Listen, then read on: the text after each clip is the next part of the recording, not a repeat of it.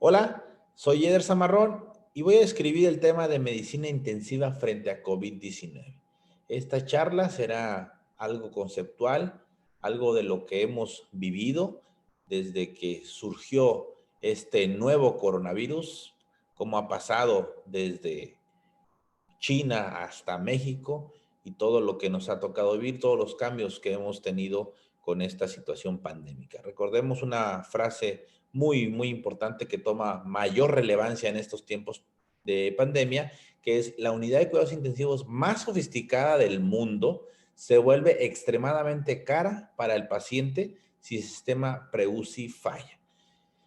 Es decir, el no hacer alguna intervención de forma oportuna antes de una unidad de cuidados intensivos puede traer complicaciones que van a ser difíciles de costear, pues obviamente en lo económico, pero también en el pronóstico del paciente.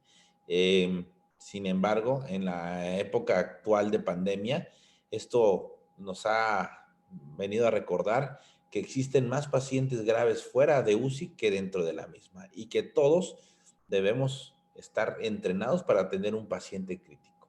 El paciente por COVID-19 pues es un paciente crítico en un porcentaje pequeño, pero que pues debemos de estar, o debimos y debemos estar preparados en cualquier lugar donde este se presente fuera de la unidad de cuidados intensivos.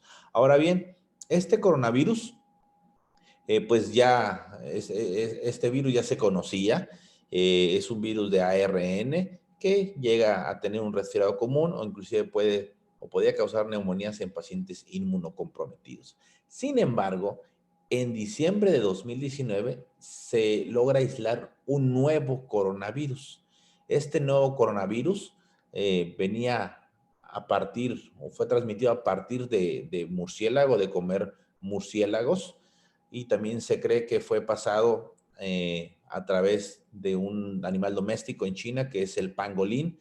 Aparentemente fue el murciélago directamente al hombre, o también pudo haber tenido un intermediario de un animal doméstico que es el pangolín. Y este coronavirus, pues comienza a tener algo, un comportamiento histórico. Como siempre les digo, posiblemente o lo que sucede es que ustedes nunca habían visto esto, sus padres nunca lo han visto, inclusive sus abuelos nunca lo vieron, posiblemente sus hijos tampoco lo verán, porque es una situación histórica que nos ha tocado prácticamente vivir. El coronavirus tiene el beta coronavirus que pues da o pertenece a esto pertenece el SARS-CoV-2, ¿de acuerdo? El famoso virus de SARS-CoV-2, pues porque es un síndrome agudo respiratorio severo por pues el coronavirus de la cepa 2, ¿de acuerdo? Porque ya existía el SARS-CoV-1 que daba el SARS famoso, y esta se comienza a dar el denominado COVID-19 porque es coronavirus disease y fue descubierto, fue aislado en diciembre de 2019. El 80% de los casos fueron, se describían como casos leves, un 15% ya graves y un 5% menos, pues podían requerir apoyo hemodinámico o ventilatorio en unidades de cuidados intensivos. Y esos 15% de los pacientes graves, pues, se tenían que hospitalizar, ¿verdad? Se conocía el principal mecanismo de transmisión de COVID-19, del SARS-CoV-2, a través de gotas de flush, aproximadamente de 1,5 metros, 2 metros, hasta 5 metros se describía en algunas ocasiones, como principal mecanismo de transmisión. Sin embargo, actualmente se ha descubierto que las microaerosolizaciones es un subtipo de contagio que permanecen en el aire inclusive por varias horas, y al momento de descender pues lo inhalamos y comenzamos el proceso inflamatorio de las vías respiratorias superiores y pues posteriormente de las vías respiratorias inferiores. Entonces comenzamos a hacer estos videos para pues orientar, para educar tanto a los profesionales de la salud como a la población en general. Sin embargo, pues todos estábamos en esos momentos, o todos estuvimos y estamos aprendiendo de esta enfermedad. Fue en Wuhan, China, donde se comenzaron a ver los primeros casos, como lo repito, a finales de 2019, un poco antes de diciembre, comienza a haber esta presentación de neumonías atípicas, los cuales no se aislaban un virus específico, y pues se comenzó a sospechar que había algo nuevo que se estaba presentando. Esas imágenes tomográficas de infiltrados subpleurales muy características comienzan a sospechar o a hacer mucho más sospecha de esta situación. Inclusive comienza a ver ya las publicaciones en revistas internacionales, y se comienza a dar a conocer esta pues tan terrible situación que estaba sucediendo y que sigue sucediendo. Impacta fuertemente, sale de China, de Wuhan, se comienza a propagar a todo China, sale de Asia, llega a Europa. En Europa impacta importantemente a países como Italia, como España, y en marzo comienza, principios de marzo, finales de febrero, principios de marzo, comienza ya a ver en Estados Unidos, es decir, en América comienza a haber ya casos de coronavirus, comienza a haber muertes por coronavirus. En Sudamérica comienza también a haber ya la presencia de casos, y en México no es la excepción. Por ahí de los primeros días de marzo, más a mediados de marzo, comienza a haber pues prácticamente la detección de casos. De los primeros fueron en el norte de México, y comienza a haber prácticamente ya la distribución, pues ahora sí que comunitaria del COVID-19 a partir de mediados y finales de marzo. Entonces esto comienza ya a impactarnos importantemente. Algunos estados estuvimos libres por algunos cuantos días de esto, y después se vino el auge de forma muy, muy importante. Y recordemos la primera definición, que trajo muchos problemas luego para poder hacer las pruebas a los pacientes que realmente sospechábamos de este proceso infeccioso por COVID-19, que era primera definición operacional, que era enfermedad respiratoria aguda y algunos de los siguientes antecedentes hasta 14 días del inicio de síntomas. Es decir, que hubieran tenido contacto con un caso confirmado o bajo investigación a COVID-19, o un viaje o estancia a países con transmisión local comunitaria, que en ese entonces pues era China o cualquier de Asia, España e Italia. ¿De Sin embargo, pues ya esta definición prontamente quedó pues obsoleta, porque la transmisión comunitaria fue muy rápida en todo, pues, en todo el mundo, la verdad. El caso sospechoso era que el caso confirmado, pues era un caso sospechoso más un laboratorio emitido por el INDRE. En ese momento solamente había laboratorios que el gobierno pues autorizaba para que se estuvieran realizando las pruebas de exudado nasofaringio, ¿verdad? Para aislar la PCR, por PCR, el SARS-CoV-2. Nosotros andábamos con un grupo de trabajo que es Avento, andábamos en Oaxaca, y pues justamente el día 13 que se da a conocer, pues con mucho auge, que van a comenzar a cerrar aeropuertos, pues comenzamos a planear también cómo se iba a venir esto aquí en México. Estábamos ya planeando capacitaciones pues gratuitas en nuestras diferentes plataformas.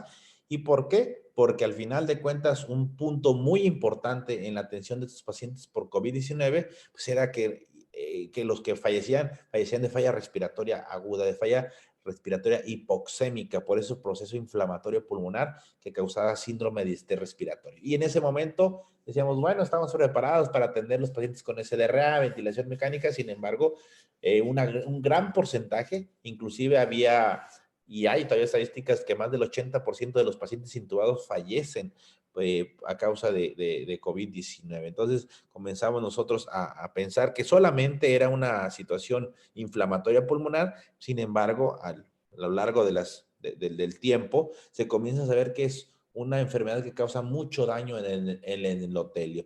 Esa lesión endotelial causa una situación proinflamatoria y protrombótica, una situación de procoagulante, un estado procoagulante que causa daño a diferentes órganos. Entonces no era raro que el paciente podía tener tromboembolia pulmonar, falla renal aguda, podía tener situaciones o microembolismos o microtrombosis cerebrales, infartos agudos de miocardio. O sea, dañaba el endotelio y causaba microtrombos y dañaba a cualquier órgano y pues mucho más a los órganos llanos, aunque sabemos que pues netamente lo pulmonar es lo que sigue, que fue y sigue siendo de lo más relevante.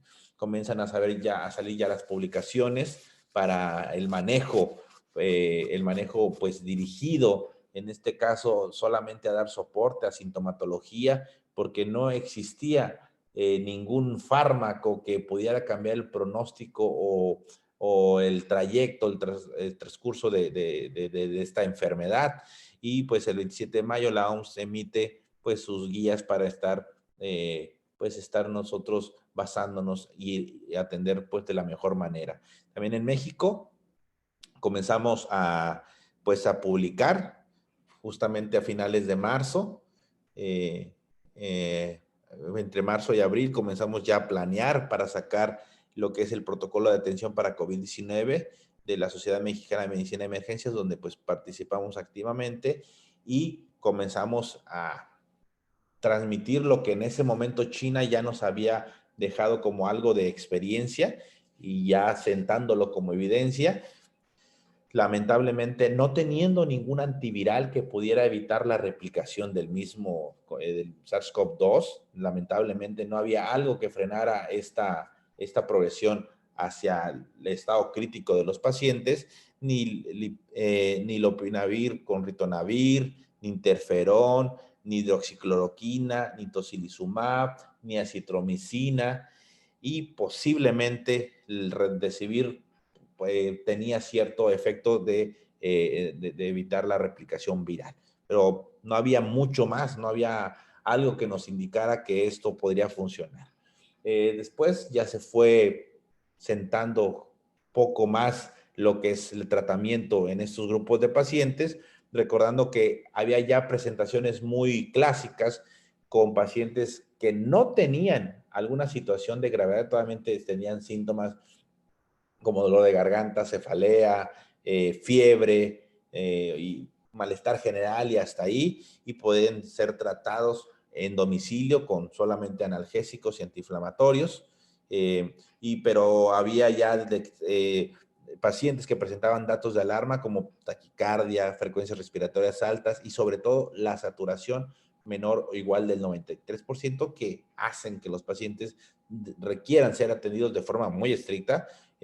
Necesitan atenderse un paciente hipoxémico a nivel hospitalario, y lo que funciona, lo que nos ha dejado en estos momentos la evidencia, es que el uso de oxígeno convencional, bajo flujos a puntas nasales, mascarilla bolsa reservorio, el uso de paracetamol para el manejo de la fiebre, la dexametasona, que toma ya mucha relevancia, porque es un fármaco que sí beneficia a cualquier paciente hipoxémico, entonces hay que dar la dosis correspondiente de esteroide.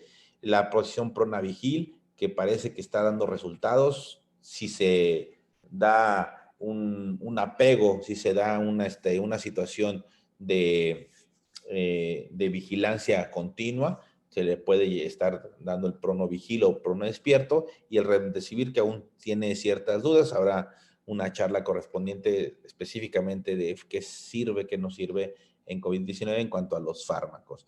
Y aquellos pacientes que no respondían a esta terapia de oxígeno, paracetamol, dexametasona, pronovigil, pues posiblemente debieran ya pasar a una unidad de cuidados intensivos cuando hay lugar disponible, para aplicar unas estrategias de ventilación mecánica no invasiva o cánulas nasales de alto flujo.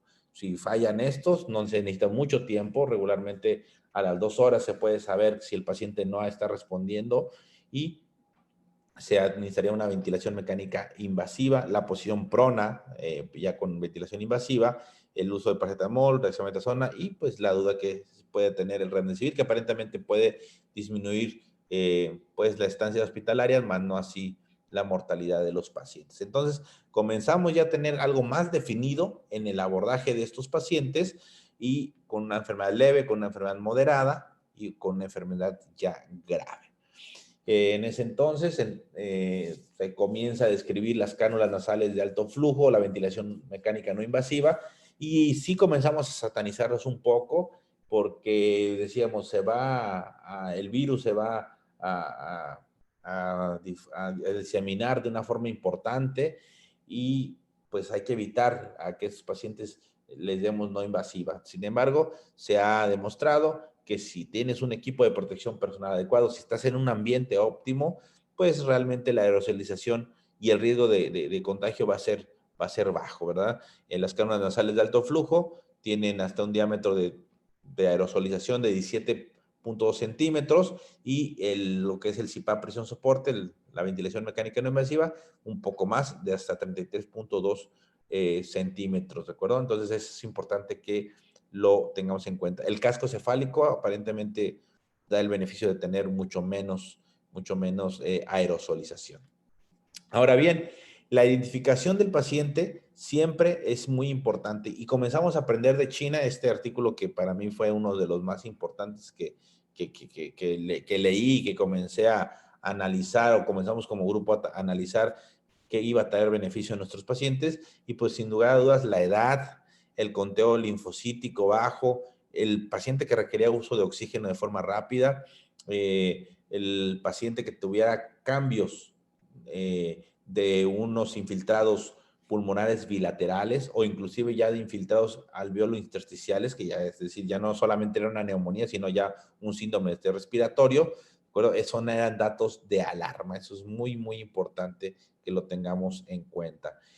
Sin tener un riesgo bajo, pues como quiera hay que hacer una monitorización continua y el objetivo es detectar frecuencias respiratorias altas en los pacientes, saturaciones bajas o frecuencias cardíacas altas. Entonces, estos pacientes eran pacientes críticos o son pacientes críticos que necesitan una atención como lo vimos previamente. La ventilación mecánica no invasiva o las cánulas nasales de alto flujo, con ya actualmente la seguridad que nos da el saber que no aerosolizan demasiado y que con la protección personal grado 3 puede ser suficiente.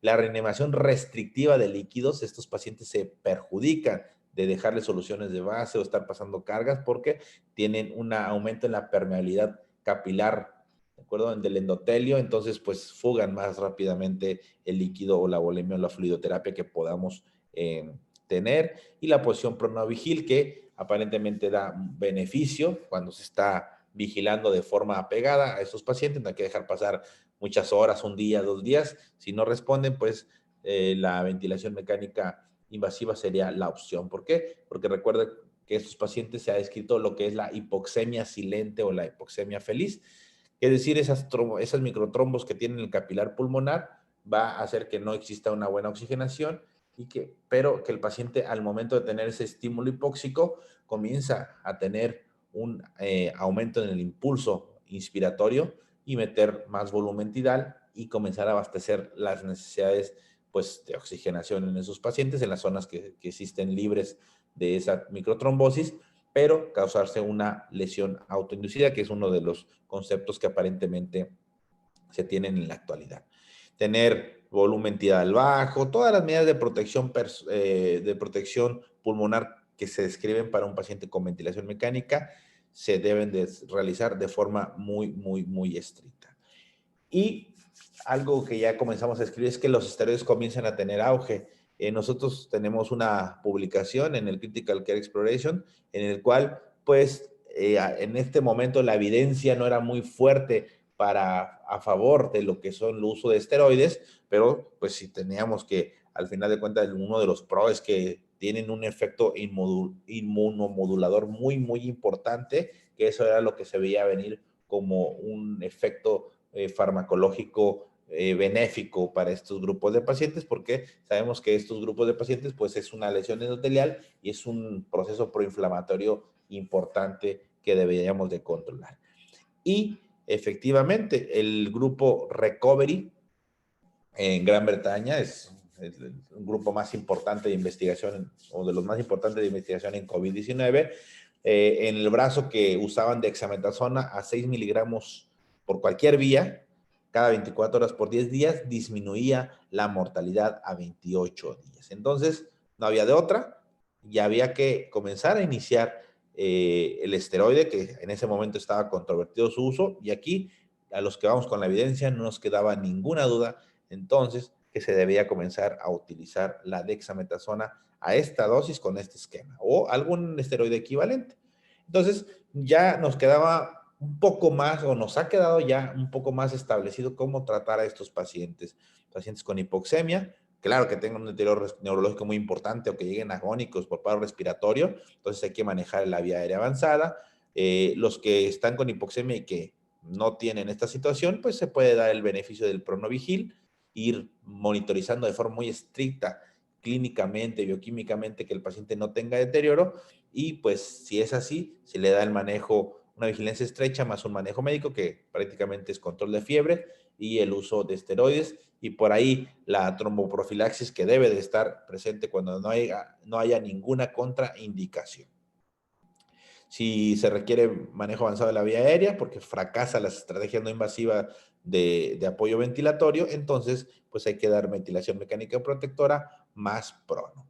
Para intubar, estos pacientes ya se sabía que no era tan sencillo, que era una situación crucial en este punto, porque era cuando los profesionales de la salud nos podíamos contagiar de COVID-19. Entonces, se recomienda un equipo de protección personal grado 3 que involucra gogles, una máscara N95 al menos, recuerdo que filtre partículas, pequeñas y que sean N95 al menos o de mayor eficacia, ¿sale? Lo que es estar cubierta la cabeza, pues con un tie se podía o se puede o simplemente con gorro y con una bata que sea impermeable, doble guantes y posiblemente pues, el uso de botas cuando así se tenga la disponibilidad. Sería lo ideal usar un Tyvek o un overall, ¿de acuerdo? Que sea impermeable o estar cubierto de forma completa. Entonces, pues comenzamos a adaptarnos como teníamos para entrar a intubar a los pacientes, tenerlo a los pacientes en áreas cerradas y pues comenzamos a vivir ya en carne propia todos los casos de pacientes con COVID-19 que requerían apoyo ventilatorio. Y publicamos también el protocolo de manejo para infección de COVID-19, donde viene un sinfín de intervenciones en este momento, pero algo que nos atañía mucho como grupo de ventilación es la ventilación mecánica protectora, paso a paso, cómo calcular el volumen corriente, el PIP, la frecuencia respiratoria, cómo ajustarla, la relación inspiración-expiración, la FIO2 y pues hacer énfasis en la protección pulmonar con la ventilación en prona, al menos 16 días, aunque preferimos luego usar prono continuo hasta que mejore los índices respiratorios. Entonces regresamos a supino. Entonces, aquí tenemos otra publicación. El tema es medicina intensiva ante COVID-19. Entonces, estamos dando una panorama de lo que hemos estado haciendo como grupo de trabajo, como médicos mexicanos en nuestras diferentes áreas. Sí, ya pronábamos desde la época de influenza, desde SDR por otras situaciones, y pues aquí no era la excepción. Ya en pacientes con COVID-19 comenzamos a pronarlos para tratar de darle un beneficio mayor. También algo muy importante, seguimos publicando en revistas internacionales para tratar de transmitir conceptos que puedan beneficiar a nuestros pacientes y sin duda la interacción deletérea entre el paciente y el ventilador mecánica llamados asincronías también es algo importante que debemos identificar y que debemos de evitar. Entonces también activamente estamos participando en las diferentes plataformas digitales, en las diferentes revistas nacionales e internacionales, para tratar de transmitir nuestro conocimiento, en este caso que todos estamos aprendiendo, pero pues con nuestra cierta expertise desde el punto de vista de ventilación mecánica, lo tratábamos de hacer. ¿Y por qué? Porque la mortalidad en el mundo y en México de los pacientes con ventilación mecánica era muy alta, Ya cada vez hemos ido mejorando esto, pero en México llegaba a ser hasta más del 70%. Entonces, era muy importante esto. Los pacientes intubados tenían una mortalidad muy, muy alta en México, como en muchas partes, pero pues la responsabilidad es que todos debemos de saber ventilación mecánica, y gran parte del problema de la mortalidad en México es que pues nos agarró con un país pues con obesidad, con enfermedades crónico-degenerativas, con muchos pacientes añosos, y esos pacientes añosos aparte pues enfermos. Entonces se convierte en todo un reto atender a la población mexicana, y pues lo tratamos de seguir entonces publicando para que pues todos podamos atender de la mejor forma a estos pacientes. También participamos en la Fundación Carlos Slim, en la página de saluddigital.com, dando módulos de entrenamiento de forma gratuita para que más y más profesionales tengan una mejor capacidad para atender a estos pacientes graves que requieren ventilación mecánica y apoyo hemodinámico por la COVID-19. En nuestras áreas de trabajo, pues nos tocaba acá en Tampico, Tamaulipas, en lo medio público y en lo particular, pues estar atendiendo pacientes con COVID-19. Muchos salían, muchos no salían, pero pues teníamos o tenemos y tendremos que estar al frente de batalla de estos pacientes. También nos tocó enfermarnos de COVID-19. Afortunadamente respondimos, muchos no lo hicimos, muchos no lo hicieron, muchos compañeros han fallecido en esta batalla que estamos teniendo. Afortunadamente otros pues logramos prácticamente pasar esta enfermedad, y esperemos que pues así sigamos. Todavía no tenemos la certeza de la presencia de inmunidad, pero pues esperemos que al menos unos cuantos meses o todo un año para que llegue la vacuna y podamos entonces estar un poco más tranquilos. Hasta donde tope estos contagios, hay que seguir, hay que echarle muchas ganas, seguir capacitando, entrenándonos, y pues la medicina intensiva desde ahora sí que nuestro punto de vista, desde nuestro lugar, estamos tratando de capacitar en nuestras redes sociales, Ventilación Mecánica Avento en Facebook. Hemos utilizado estas herramientas como algo educativo, como algo académico, también cursos en línea en la plataforma de siemprevirtual.com/avento, y también en nuestro canal de YouTube, donde tenemos videos que son de forma gratuita y estamos subiendo continuamente, y tenemos inclusive módulos completos de COVID-19 para que todos los que estén viendo este video o lo lleguen a ver en un futuro, pues puedan meterse, y a lo mejor en ese entonces, ya en un futuro ya no va a haber COVID-19, pero ahí van a estar los videos. Esperemos que para recordarnos todo lo que hemos vivido. Recuerden que la terapia intensiva no es un lugar, es una actitud, y podemos hacer terapia intensiva fuera de la unidad de cuidados intensivos, porque la pandemia así nos los ha exigido, y pues posiblemente se va a quedar como una costumbre. Ya nada más para cerrar, los invito al segundo update del paciente crítico, que se llevará a cabo en la Ciudad de México del 21 al 31 de octubre, pero también se hará ahora de forma digital por la restricción de muy pocos alumnos que pueden estar de forma presencial. Entonces, muchas gracias por este espacio, y pues estaré atento a dudas por diferentes medios que puedan hacérmelo llegar. Muchas gracias.